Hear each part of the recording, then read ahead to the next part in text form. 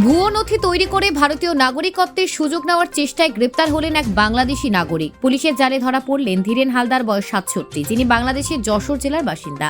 হাবড়া থানার পুলিশ জানায়, Dhiren Haldar passport visa নিয়ে ভারতে এলেও এখানে এসে মাত্র 5,000 টাকার বিনিময়ে আধার কার্ড তৈরি করেছেন। শুধু তাই নয়, আরও একাধিক ভুয়ো নাগরিকত্ব নথি বানিয়ে জমি কিনেছেন এবং ব্যাংক অ্যাকাউন্টও খুলেছেন।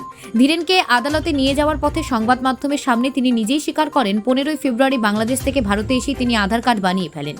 এই ঘটনার পর রাজ্যে ভুয়ো নথি ব্যবসার চক্র নিয়ে নতুন করে উদ্বেগ তৈরি হয়েছে। পুলিশের হাতে ধৃতের কাছ থেকে বাংলাদেশি পাসপোর্ট, ভারতীয় আধার কার্ড সহ একাধিক জাল নথি উদ্ধার হয়েছে।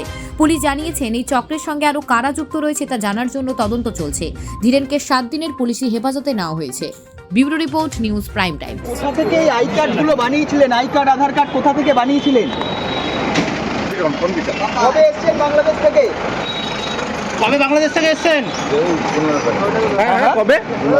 হ্যাঁ 15 ফেব্রুয়ারি। 15 ফেব্রুয়ারি। আধার কার্ড, আই কার্ড কোথা থেকে তৈরি করেছেন? এগুলো বানিয়েছিল। কত টাকা নিয়েছিল বানাতে? কত টাকা দিয়ে এগুলো বানিয়েছিলেন? তখন ওই 5,000 টাকা করে লাগছিল। 5,000 টাকা করে লেগেছিল। আরে বিক্রম, মোবাইলটা